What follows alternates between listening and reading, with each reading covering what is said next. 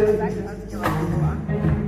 just those who can wait on the judgment day.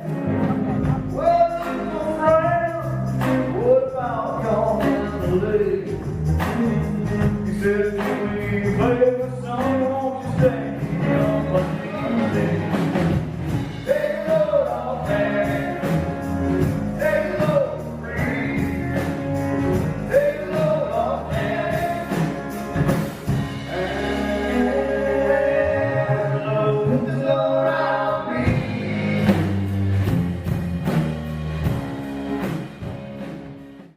Morning. Morning. I loved Psych and I loved Gallivant, and in both of those you got to sing, but you didn't get to sing as Kane, so I'm wondering what Kane's song would be like if he got to sing to that. First of all, that's some great camera work right there. That's really good. Some say it's my best angle.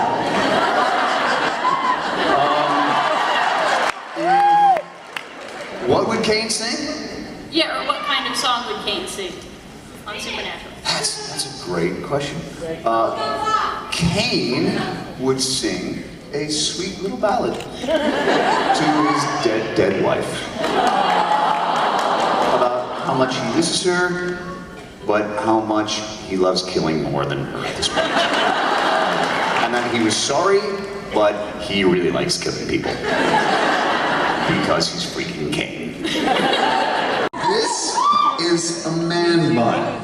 It goes back in on itself and causes a little ball, right? That's a man bun.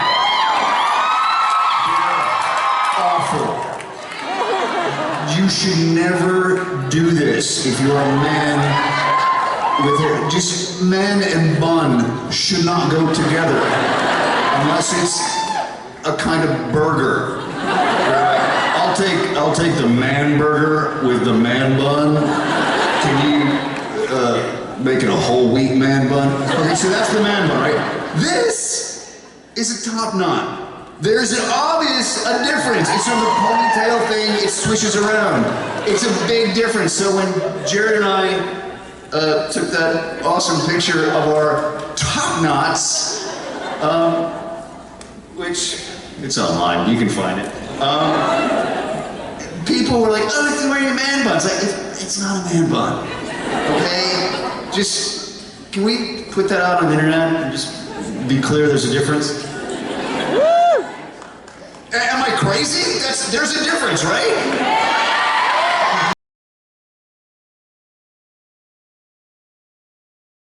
To go to Kane after playing Lassie, it's honest to God, it's one of the reasons I would always grow a beard. We shot on Psych, it was 6 months on, 6 months off, and the second, what are you guys doing out there? What's going on in the hallway? Anything good? Hell of a panel in here.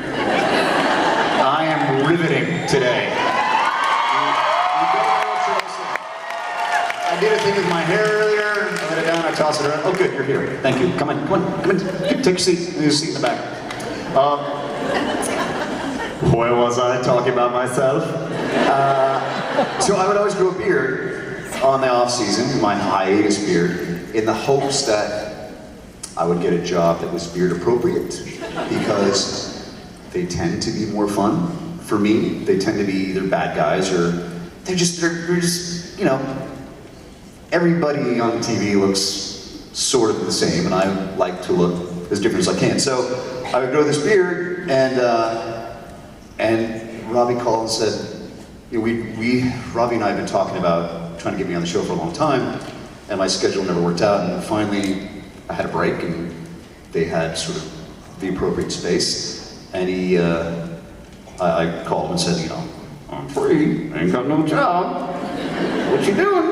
And he texted me back and said, you know, like in a minute, say, going to the writer's room this afternoon, I'll get back to you. And sure enough, he called me back, he's like, yeah, we got something. And it was Kane.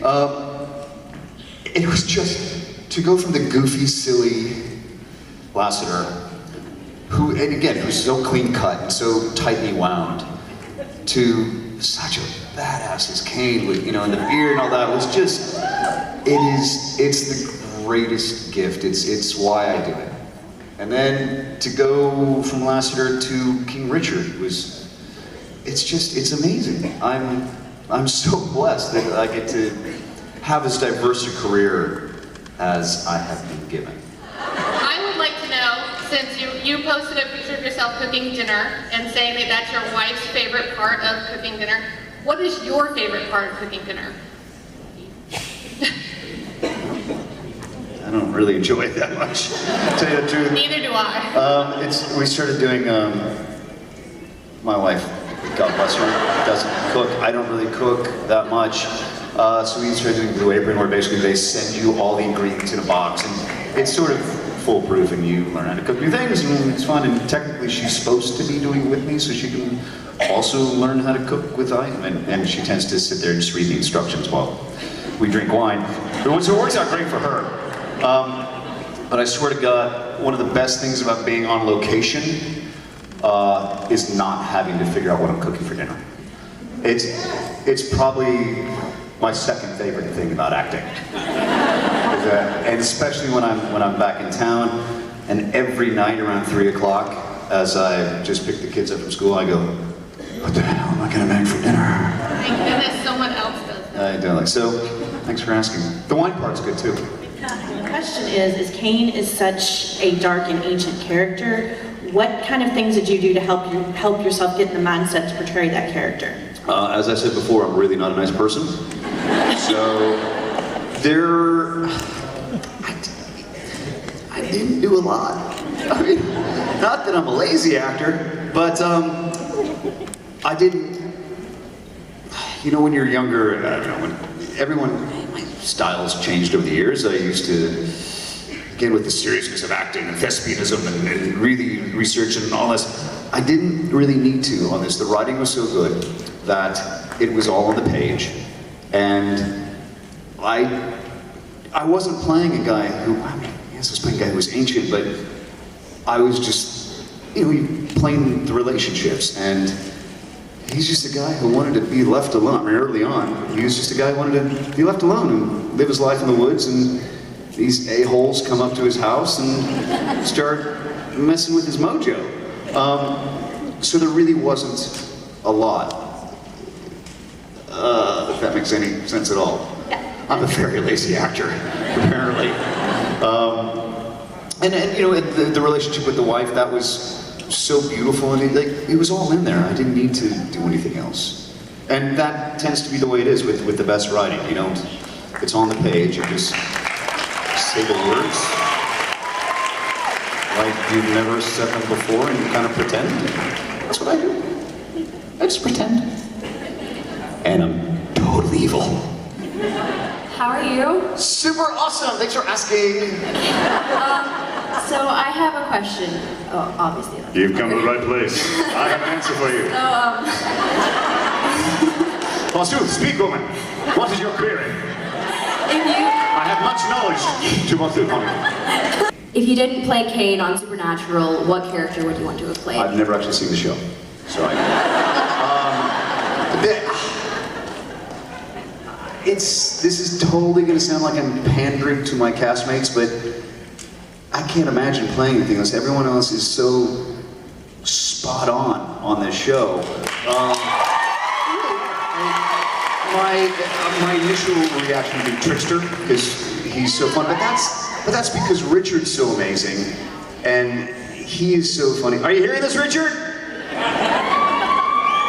Tell him I said nice things about him when he comes back out. I'm so drawn to that character because believe it or not, I like the goofy. That was one of the fun things about Cain is, I was going to say, he does have a sense of humor, and I love taking dark roles and making them a little funny, and I love taking funny roles and making them a little dark. That is just, that amuses me and keeps me interested as an actor. So, I guess Trickster. Thank you. You're welcome. I could have answered that much quicker. I was going to ask if Cain hadn't been killed off and or exactly or not, because never say never on Supernatural, and I'm keeping my fingers crossed. Just let me step right there. Did you see the body? what I pitched to Robbie Thompson a few months ago was that Kane ends up in hell, and he and Rowena start shacking up. I think he would drive Crowley insane, and Ruthie is an amazing actress and just a lovely human being, and I would really like to work with Ruthie. So, if I ever came back, that was my pitch. So, but you can write in your own. Doesn't make it up. Doesn't matter.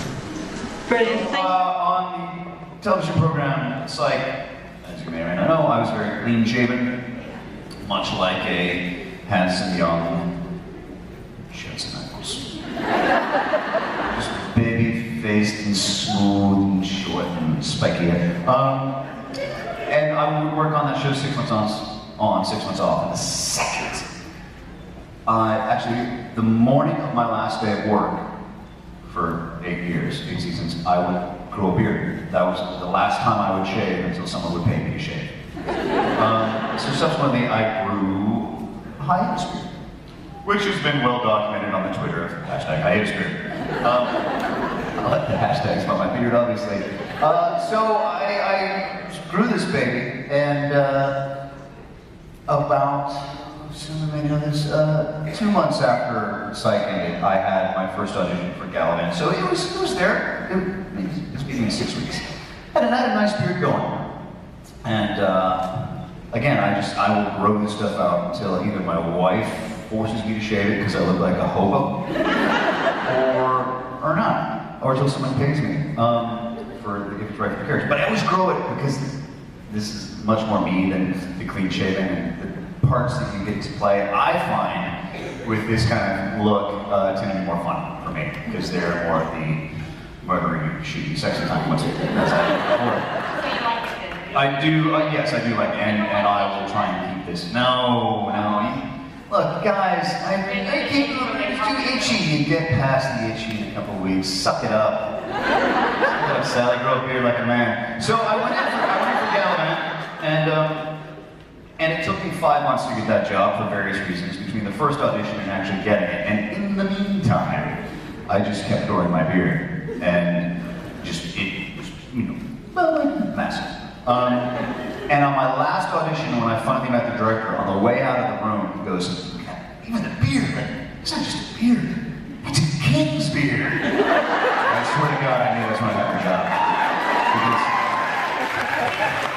Thank you very much. I love your work both on Supernatural and Gallivant. So I was wondering if Kane and Demon Dean sang a duet on Gallivant style, what would it be about? If they were going to do a show tune. Everyone, I'm going to kill my brother. Drinks are on me.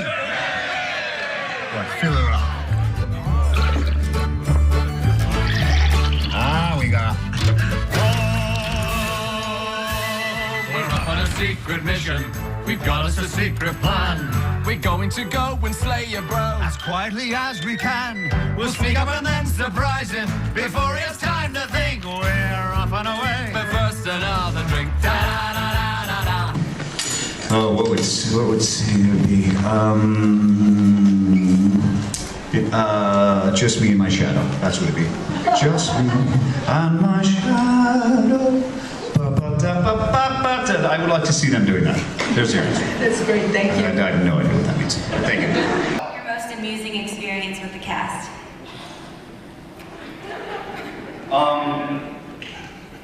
Backstage at these things is my most amusing experience. It wasn't a lot of yucks shooting my episodes. Especially the Executioner song. There was not a lot of tomfoolery those days, just because it was such an intense storyline.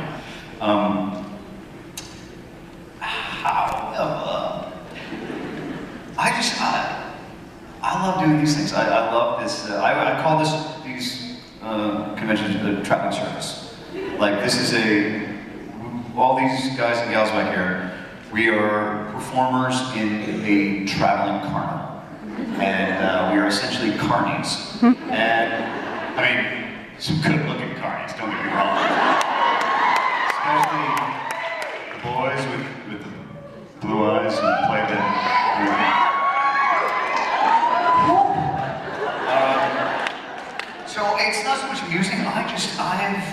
have such a great time with this group of people, and been lucky enough to have great times with them in different countries and different bars throughout the world.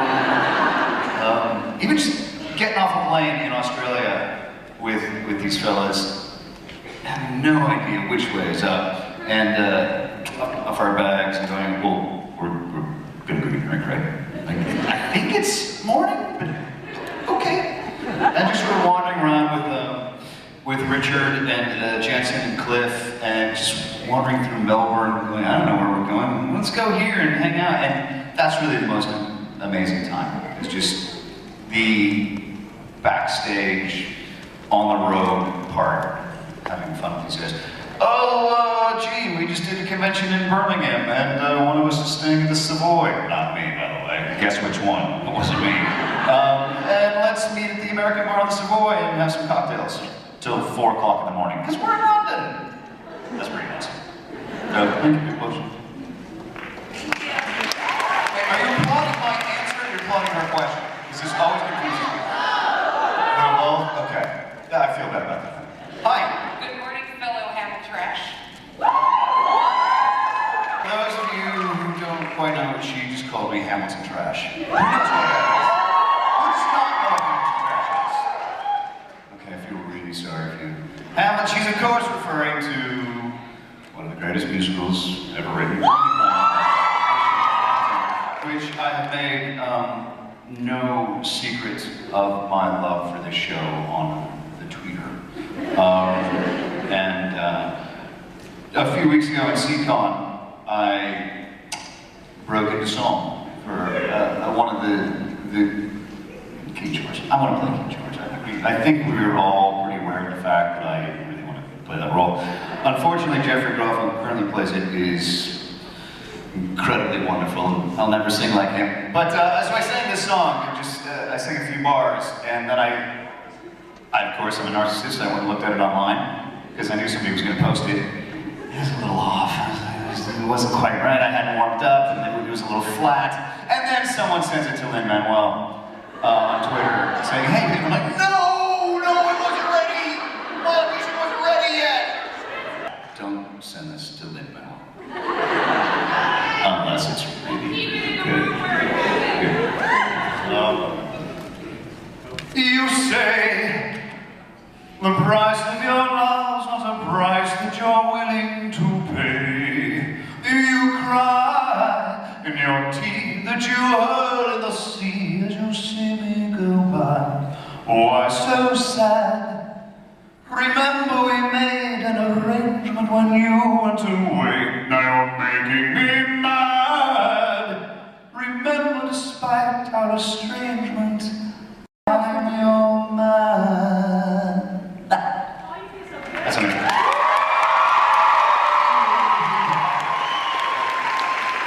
Thank you for indulging me. My 11-year-old, I listen to this soundtrack every gosh darn day. And I think my kids are sick of it. We'll get in the car. What do I listen to in the car? Hamilton. All right, kids. My 11-year-old knows every freaking word. I'm so proud of her. Hello. That the cast, get along so well, especially Jared and Jensen. On this show? Yes. Hang on.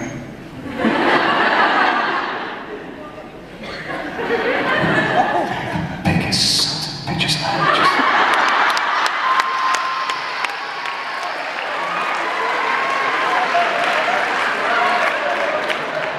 Okay, seriously, they pay me to be like, oh, they're so great, they're so handsome. Jensen's such a giving actor. Jared's so tall, first of all. He's not that tall. Look at his feet. He got heels like that. Misha? Contacts. I mean, look, I don't want to bite the hand that feeds me, but I can't keep up this ruse of much longer. They're not here till tomorrow, right? What?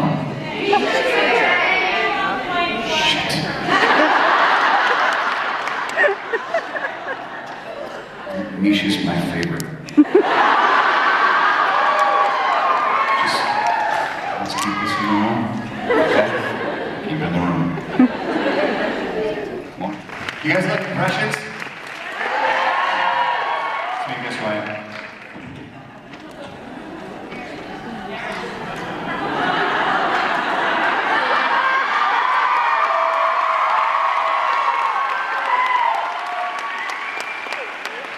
Taller.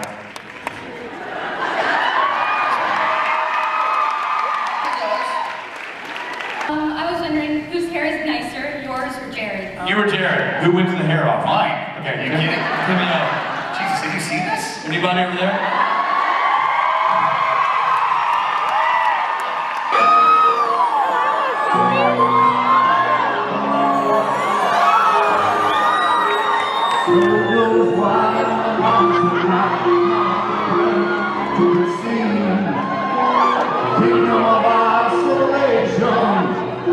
Looks like I'm a king.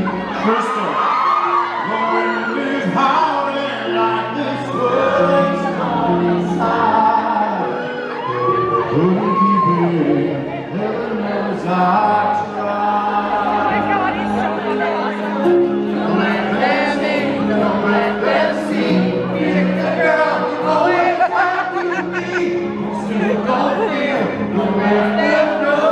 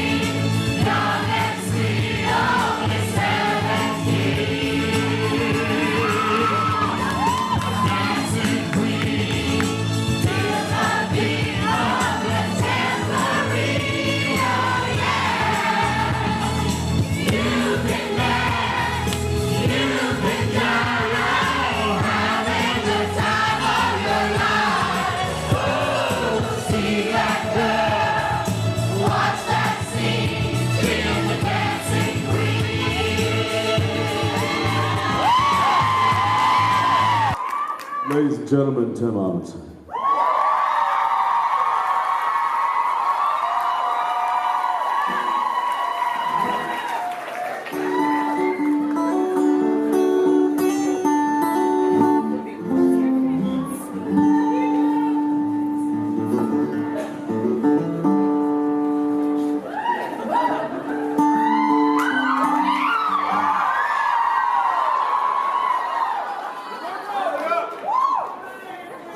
Don't be like that.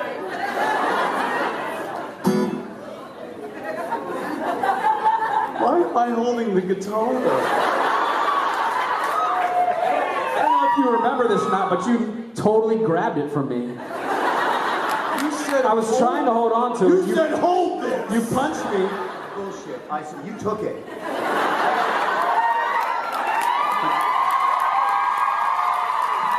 I have never trusted you.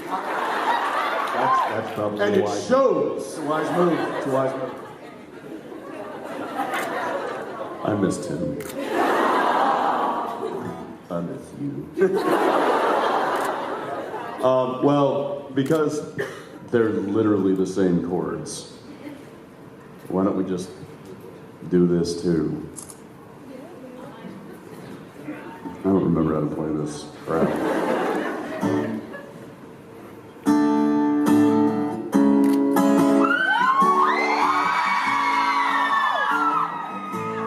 I thought he was bullshitting. He didn't actually play guitar. Oh, there's a real false feeling about half past.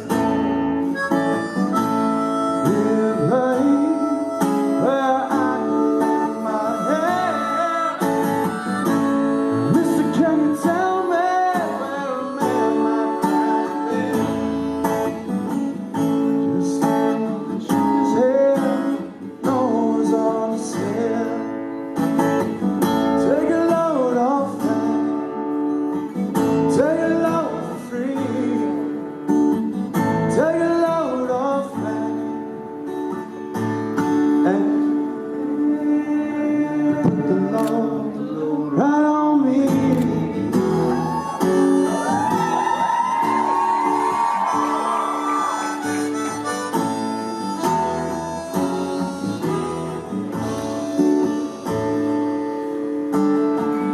Crazy just to follow me, and it caught me in the fall. This was requested by Tim. But I'll fix you right if you take Jack, my dog. Wait a minute, Chester, you know I'm a peaceful man. Say that's okay, son. Don't you feel when you can?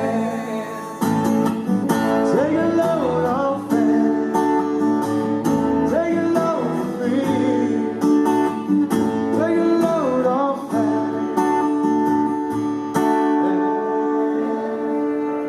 You put the load right on me.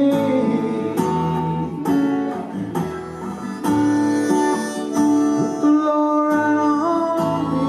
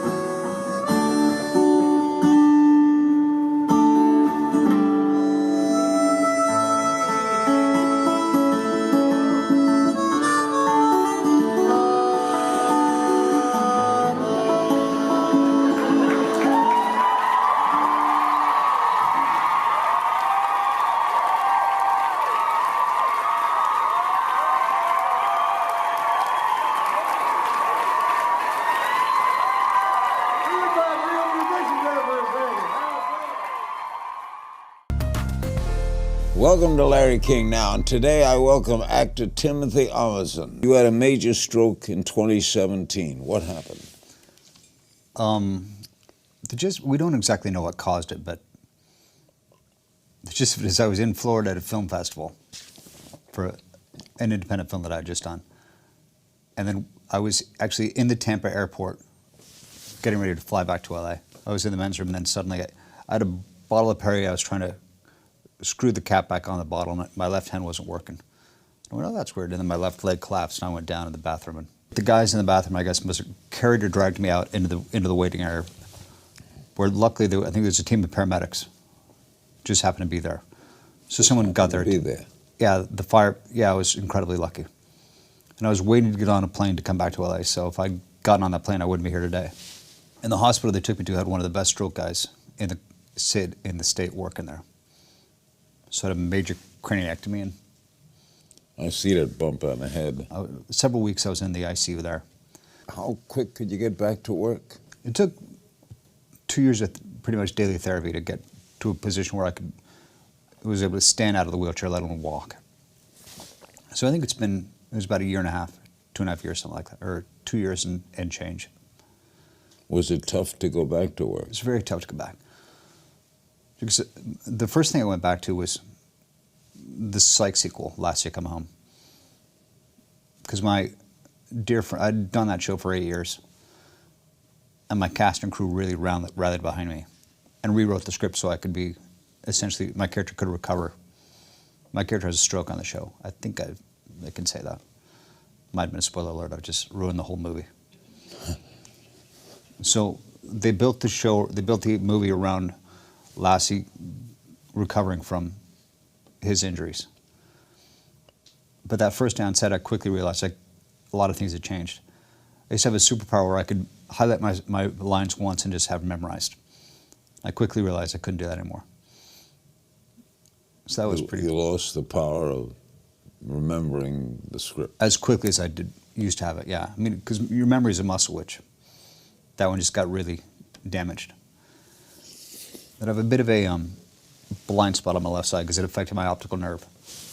So having actors walking around me was a little disorienting to not quite know where everybody was all the time. Do they know what caused it? All we know is that my carotid artery on the right side dissected. I was doing a really strenuous workout. They think that's what it had something to do with lifting heavy weights. And so at some point, it was trying to repair itself. And they think the wound let a clot go one day. And that's what hit my right side of my brain. When you say that hospital in Tampa is probably one of the tops in the country, what did they do? Well, it was really the surgeon there. So they had to, because my brain started to swell, like it does after stroke, they had to relieve the pressure, so they took off basically this whole side of my skull. It's a terribly dangerous surgery. And then here's the crazy part, they take the skull and they inserted it into my stomach. They put a blood vessel to it so it stays viable. So they put it in your body so your body won't reject it when they put it back in. And then I guess 2.5 years later, it was ready to go back in my head. What was your mental attitude during all of this? It can be went. For the most part, it was pretty good. I don't know, I kind of laid in that ICU and made the decision of, I can't lay in the corner and, like, a pity party's not going to help me. My parents were both Depression era. My grandfather was a coal miner. So I was like, and I actually have a picture of him right next to my treadmill. Well, I've never met him, but I can just imagine hearing his voice going, "What's the matter, your leg hurt, kid?" So that really keeps me going. Did you undergo physical therapy? I've been doing physical therapy pretty much every day for 2 years. I go to a neuro rehab clinic every day. Every day? Every day, and do physical and occupational therapy and cognitive therapy to get just like mental skills back. What made you, frankly, decide to go back to work? That's what I've always been. I've been an actor since I was 21 years old. Actually, since I was a kid. Professionally since I was 21. Sort of what I've always identified as an entertainer. So I don't know what else I would do. My colleagues have been the most important thing in terms of making it possible for me to do this. I mean, the part on This Is Us was really written for me exactly to my disabilities. They wrote in the stroke. Yeah, that character totally mirrors what I'm going through, physically and emotionally. What part of tell your husband not to block the sidewalk didn't you understand? Really? Not now, okay, dude? I just found out my husband has been sneaking off to get ripped. Well, I'm just here at home taking care of our son. So really, I'm not in the mood for your stupid curb drama. Sorry you're having a bad day. I had a massive stroke 2.5 years ago. Almost punched my ticket. I had to relearn how to do everything. How to walk, talk, even how to chew and swallow. I finally did it though. And a week later, I lost my job. Oh, I'm so sorry, it's awful. Not done yet. My only goal right now is to be able to walk just one pathetic mile. So every morning, I walk around this block. I'm not fast, but I do it. Unless your husband blocks the sidewalk and I can't get past. If he does again tomorrow, I'm keying his car. This hand still works fine. This is me storming away. Don't blink, you'll miss it. Dan Fogelman also created Gallivant, so he was an old friend. So that first day back was pretty nerve-wracking, just being on this hugely popular show with tremendous actors and me not knowing how well I could still act. But having Dan on set was really quite comforting. We got right back to our old rhythm of him throwing me jokes and being able to dish them out. Do you consider yourself lucky? Are you angry? I really never went into the dark part. I, from the get-go, have always been lucky, or felt like I was lucky. I mean, I know it could always be so much worse. I have a dear friend who lives down the street from me who's an actor, who came over to my house one day, who was asking me for a neurologist. I was like, why the hell do you need a neurologist? And he was afraid he might have MS. He came over the next day and he was just sheet white. I said, so what happened? Because it's not MS, it's ALS. ALS. ALS, which is a really... Death sentence. I mean, yeah. And he's got 2 beautiful kids and a wife and was at the top of his career. So I know it can always be worse. And I guess that's how I've just kept the positive attitude. I just thought there's nothing, like I said, being negative or being woe is me isn't going to help me. I also thought early on, you know, I've already beaten the odds. I became a successful actor years ago. It's like making it in this business is nothing compared to recovering from a stroke. So I thought, let's see if I can do it again. First thing back after the stroke was actually the first Psych movie. It was months after my stroke, so pretty much all I could do was sit in a chair. And they shot the scene where it was like a FaceTime call. So it was pretty much a cameo. But my face didn't really move for it, and it was very stiff. And what were you like mentally? Mentally, I was ecstatic to be back with these friends of mine and playing this role again. I mean, I never thought I'd work again. So to be able to claw my way back, and it was really terrifying to do this thing that, you know, like I said, I'd spent my entire life doing. A lot of it was muscle memory, and then those muscles aren't there anymore.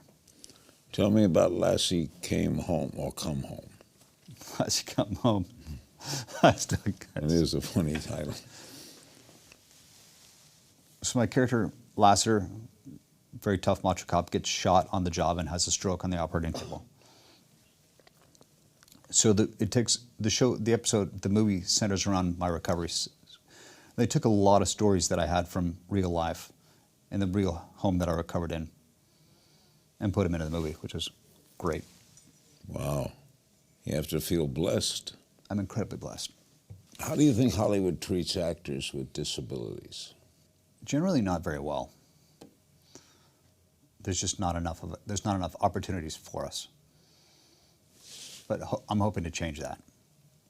Believe to be more visibility for people with disabling injury? No, they're absolutely, I mean, after my first episode of This Is Us, I had so many people reach out and say how amazing it was to see someone who's had a stroke represented on TV because they'd never seen it before. And you intend to stay with this, the career keeps going, right? Yeah, I mean, I don't know what my career's going to hold. I don't know what kind of parts I can play. It's probably not going to be what it used to be. I mean, I'm not jumping on a horse or chasing a guy with a gun anymore. But hopefully I'll work around and figure out other ways to do it. And maybe the next phase of my career is maybe even just becoming the face of stroke recovery. I don't know. But I really want to be able to use the platform I've developed over the years to help those and inspire those who've gone through this. Okay, we do a round here of rapid fire questions. It's called If You Only Knew. Something or someone who inspires you. Summer Blair, who's an actress who's been talking a lot about her struggle with MS. She's a single mother who's really hit immense adversity. And she has a very active Instagram account that's really inspiring. So I check that every day to see how she's doing. And we're going to give you some social media questions, and there were a ton of them. Hit me. Melancholy Photo on Twitter. What's the one thing he'd want everyone to know after all he's been through over the past few years? How lucky I am.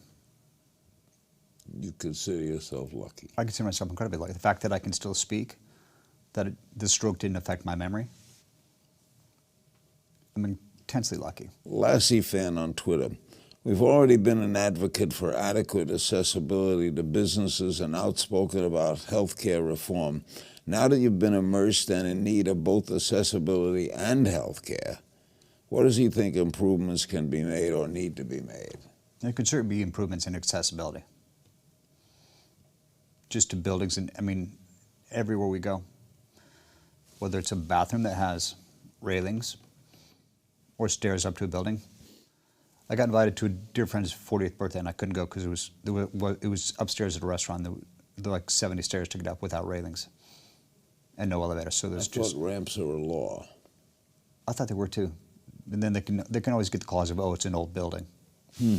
Mand11630 on Twitter. Do you feel a certain responsibility to the roles you play now to ensure that stroke survivors are portrayed properly and with dimension? Yes, I do. Well, I feel responsible for any disability that's portrayed has to be done correctly. Preferably by someone who actually has the disability. Acoustically on Twitter. What advice can you give to people who are going through your own sort of obstacle to help them keep fighting? Just to know that you can recover, and we just have to keep moving forward. There's only looking forward. Looking back's not going to do you any good. Ring Lady on Twitter asks, Rob Benedict said music therapy helped him after his stroke. He said he could sing before he could talk again as a harmonica player. What therapy helped you the most? Probably listening to music and trying to hum along with it. My voice took a big hit, so I can't sing as well as I used to. And I don't quite have the long-star harmonic anymore, and it's hard to play with. I mean, you can play with one hand, but I was always better with two hands playing a harmonica. So I'm still developing that skill, or trying to get that back. That all helps, right? It all helps, totally. Timothy. Mr. King. Nice seeing you. Likewise.